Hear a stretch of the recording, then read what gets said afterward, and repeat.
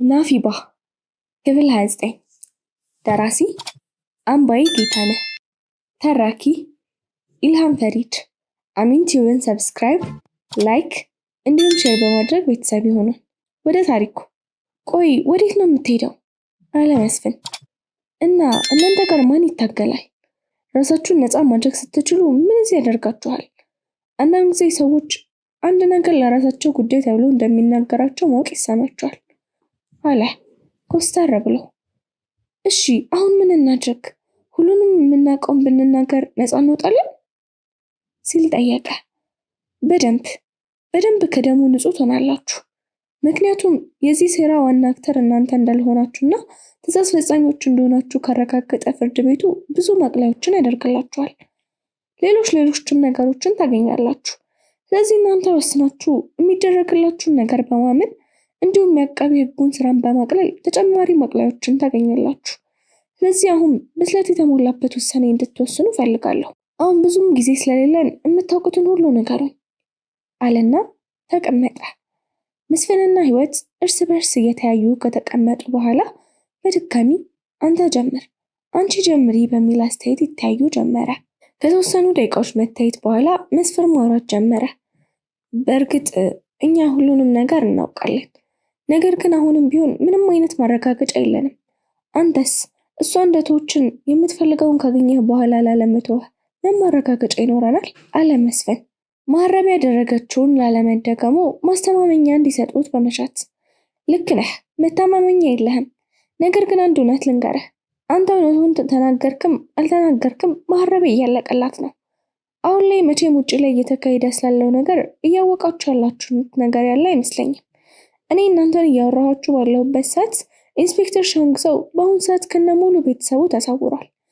ራሱን ሰዎች ይሰውሩት ምንም የተረጋገጠ ነገር የለም። ነገር ግን በእርግጠኝነት ራሱ ነው የተሰወረው። ምክንያቱም አጋቾች ቢሆኑ ቢያንስ የወንድሙን ልጅ ይተዋት ነበረ። ስለዚህ ተህሚድም ሲያመም ሁላቸውም አንድ ላይ መሰወራቸው ምን ያክል ኢንስፔክተር ሻንግሰው አስቦበት እያደረገ ያለ ነገር እንደሆነ ነው የሚታወቀው። ይህ ደግሞ የሚያሳየው የሆነ የማይታይ ምስጢራዊ ነገር እየተካሄደ እንደሆነ ነው። ስለዚህ አሁን እናንተ የምትሳሳቱትን ምስጢር እሱ ጎልጉሎ ያወጣል። ነገር ግን እናንተ ብትተባበሩ ያው ጥቅሙ ለእናንተ ነው በማለት በለሆሳስና ፈገግታ በተሞላበት አነጋገር አስገነዘባቸው። መስፍን ሆዱ ከወትሮ በተለየ በፍርሃት ሲርድ ይሰማዋል። በመጨረሻም በመወሰን የሚያውቀውን ለመናገር ጉሮሮውን ጠራርጎ ንግግሩን ጀመረ። በፍርሃት ቃላቶቹን እያቆራረጠ አንድ በአንድ ይናገር ጀመር። ጥሩ ዜና ይዤልሻለሁ ወይዘሮ። አሁን እንደሚመስለኝ የማትፈናፈኝበት ጊዜ ላይ ደርሰሻል። መቼም ስለ ወዳጅሽ የሰማሽ ይመስለኛል። ቀናቶች አልፈዋል። ይህኔ አንድ ዋሻ ውስጥ ተደብቆ የመሞቻ ቀንሽን እየቆጠረልሽ ይሆናል። አሁን የምትተማመኝበት የስለላ ተቋም እስኪ ምን እንደሚያደርግልሽ እናያለን ብሎ በረጅሙ ሳቀ። እኔ አንድ ነገር ከመሆኔ በፊት ቃል የምገባልህ ነገር ቢኖር አንተን ገድዬ እንደመሞት ነው።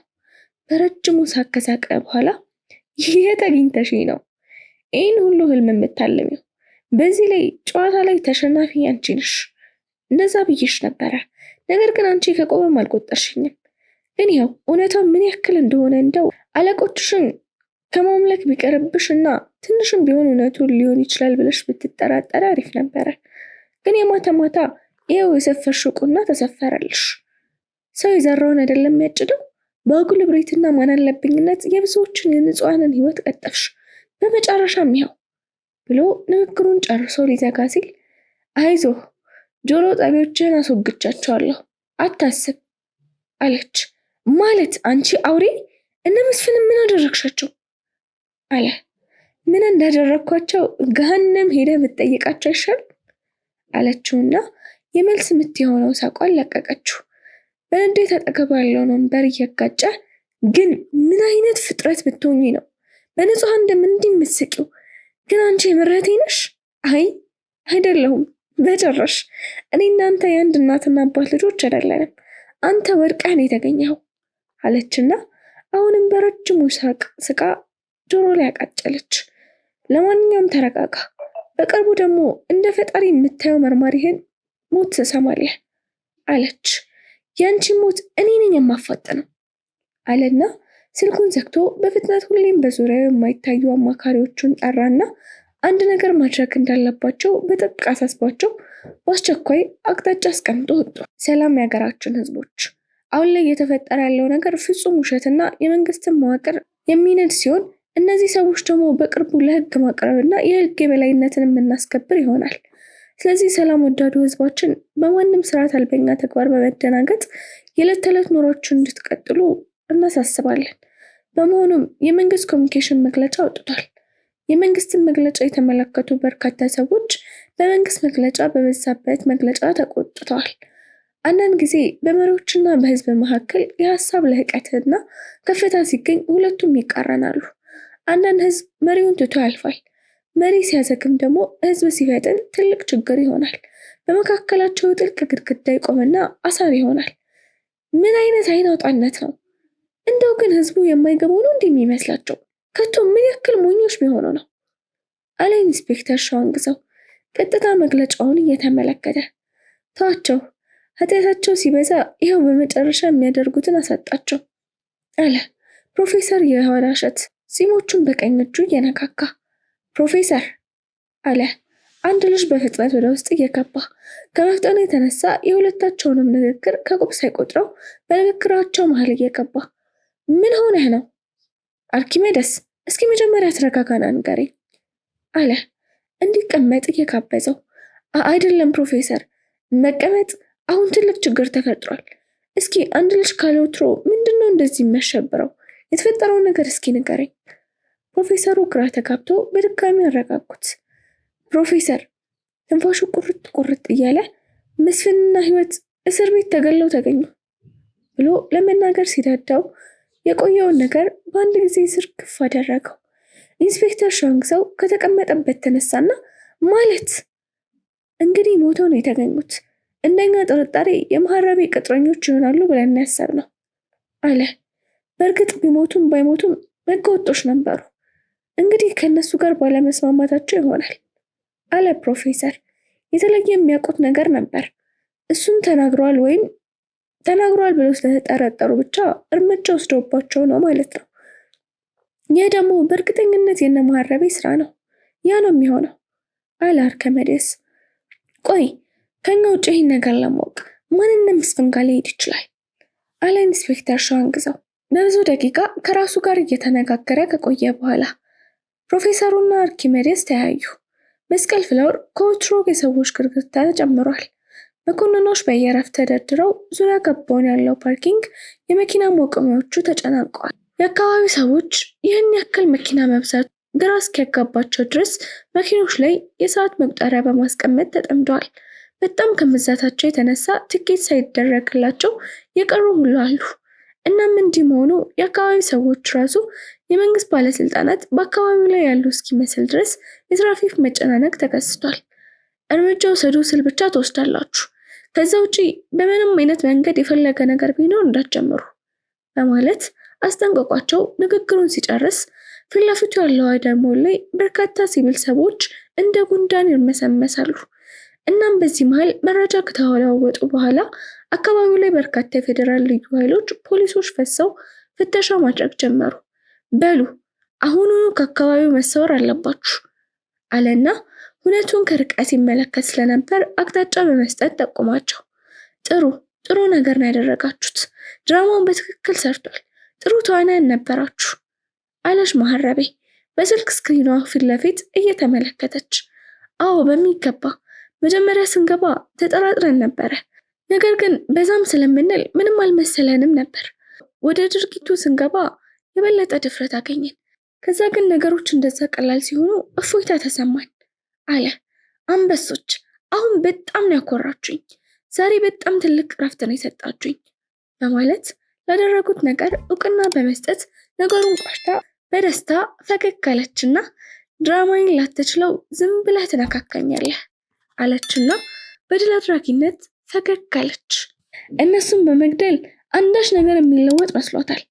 እንኳንም ቀድሜ ያናገርኳቸው አለ በደስታ ፈገግ ብሎ ነገሮችን አንድ ማሰላሰሉን ቀጠለና ማረም ያለችበትን ቦታ መክበብ እንዳለበት ወስኖ አብሮት የሚሰሩትን በሙሉ አንድ ቀጭን ትዕዛዝ በመስጠት ያለውን አቅም በሙሉ ለመጠቀም ቆርጦ ተነሳ። ከዚህ በላይ ጥፋት እንድትፈጽም እድል መስጠት የለብኝም፣ መወገድ ካለባት መወገድ ይኖርባታል በማለት በጠንካራ አቋም በውሳኔ ጸንቶ ቀጣይ ሊያደርጋቸው የሚችሉትን ሀሳቦች መሬት ለማውረድ እየተንጎራደደ በደንብ ያስብ ጀመረ። አሁን ሁሉንም ኃይል መጠቀም አለብኝ። ነፃነት በነፃነት አይገኝም። ስለዚህ ሁላችንም ከዚህ ዋሻ ወጥተን አንድ ተአምር የምንሰራበት ጊዜ ደርሷል። ስለሆነም ዋጋ ልንከፍል ይገባል። ሁሉም በተጠንቀቅ አብዮቱን መጀመር እንዳለባቸው ማሳወቅ ያስፈልጋል። አሁን በየአቅጣጫው ለተቃውሞ መጣት የምንችልበት ጊዜ ነው። ይህን ደግሞ በሚገባ አጠናክረን የምናደባልቀው ይሆናል። ስለዚህ አንዳንድ የፖሊስ ባልደረቦችን ልነግራቸው ነው። እነሱ በሚችሉት መጠንና ልክ እንዲያግዙን ማለት ነው። ኢንስፔክተር፣ እዚህ ላይ ሪስክ መውሰድ አይመስልም? ያው ስላሳሰበኝ ነው፣ በጣም ይቅርታ ብሎ ሀሳቡን በመሃል አስተጋብቶ ዝም አለ። በጣም ጥሩ። አሁን ላይ ያላችሁ ፍራቻ ይገባኛል። ግን በዚህ ሁኔታ ከቀጠል ውጤቱ ምንድን ነው የሚሆነው ብለን ራሳችንን ብንጠይቅ የሚመጣው ምላሽ አሁን እየሄደ ካለው አካሄድ መሄድ ነው። ሪስክ ፈርተን ቁጭ ብለን የሚለወጥ ነገር የለም። ሪስክ ቴከር መሆን በጣም ልንወድና ልንፈልገው የሚገባ ነገር መሆን አለበት። ስለዚህ ለውጥ ያስፈልገናል። አዎ ያስፈልገናል። ግን ለውጥስ ያለ ዋጋ ይገኛል? አይገኝም። ስለሆነ ለውጥን ፈልገን ሪስክን ደግሞ ፈርተን የሆነ ነገር የለም። ስለዚህ ለለውጥና ህዝባችንን ለመታደግ እስከተነሳን ድረስ አሁን ለአንዴና ለመጨረሻ ጊዜ መስዋዕትነት ከፍለን የምናሳካበት ጊዜ ነው አለ፣ ትንፋሹን ሰብስቦ ንግግሩን እየቋጨ። አዎ ያለው ነገር በሙሉ ልክ ነው።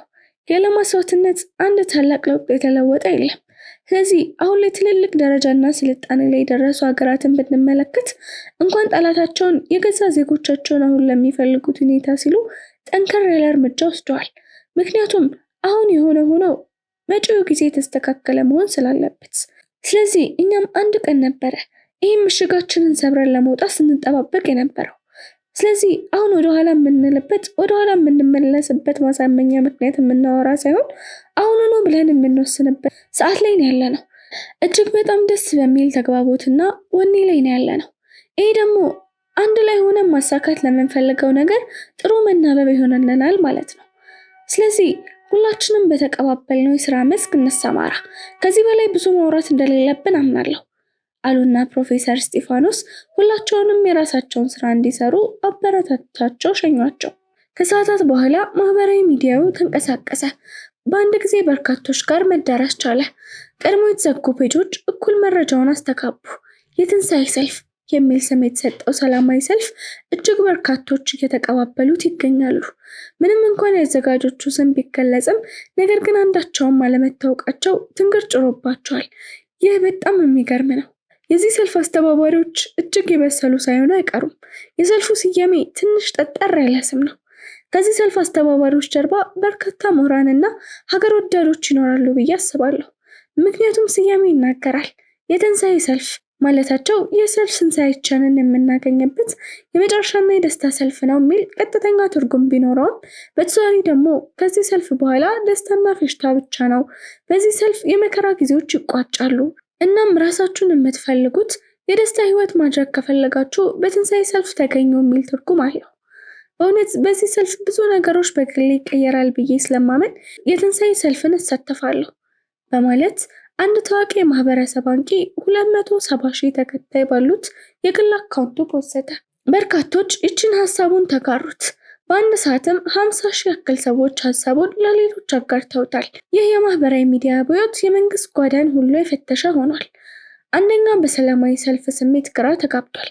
እንዲሁም ደግሞ በዚህ ፍጥነት ብዙዎች ጋር መዳረሱ እንደተለመደው በዚህ ጉዳይ ልባት ይሁን መፍትሄ ለመስጠት ለመሰባሰብ ተጠራርተው ከፍተኛ የመንግስት ባለስልጣናት ለአስቸኳይ ስብሰባ ተገናኙ። ይህን ሰልፍ የጠሩት እነማን ናቸው? ማንስ ፍቃድ ሰጣቸው? ባለስልጣናቱ እስከ ከተማ አስተዳደሩ ተጠያየቁ። ነገር ግን ለዚህ የሚሆን አንዳች መልስ አልነበረም። እርስ በርስ ብቻ ይተያዩ ጀመር። ጠቅላይ ሚኒስትሩ ጠረጴዛውን እየመታ ቆይ ምንድነው እየሰራችሁ ያላችሁት? በዚህ ልክ ወይስ ራሳችሁን ሸጣችኋል ማለት ነው? ንገሩኝ። ጠረጴዛውን ደበደበና ወደ ደህንነት ኃላፊው ዞሮ ተመለከተ። ምንድነው እየተፈጠረ ያለው? ምን እንዳለ ልትነግረኝ ትችላለህ? እነዚህ ቡድኖች የት ናቸው? የት ሆኖ ነው የሚዶልቱት? ህዝቡ ላይ እንደፈለጉ ሲያደርጉ ቆይተው እኛ ጋር መጡ ማለት ነው? እስኪ በደንብ ንገረን። ደህንነታችን ምን ያክል እንደሆነና የስለላና የመረጃ ነፍናፊነትህን ንገረኝ። ምንድነው ደጅህ የተፈጠረው? ወይንስ አንተም አንደኛው ነህ? አሁን ነው ገና የተፈጠረብህ ብሎ አፋጠጠው። አንዳች ምላስ መመለስ እስኪፈራና እስኪጨነቅ ድረስ አፋጠጠው። በመጨረሻ የደህንነት መቆጣጠሪያቸው ለተወሰኑ ደቂቃ ሀክ ተደርጎ እንደነበርና በዛው ፍጥነትም ማስተካከል እንደቻሉ ተናግሮ ዝም አለ። ጭራሽ ይህ ትልቅ ክስረት ነው። አንተ አልገባህም ማለት ነው። የተወሰኑ ደቂቃዎች ምን ያክል ሰዓት፣ ቀን፣ ወር፣ ሳምንት ናቸው? እስኪ ንገረኝ።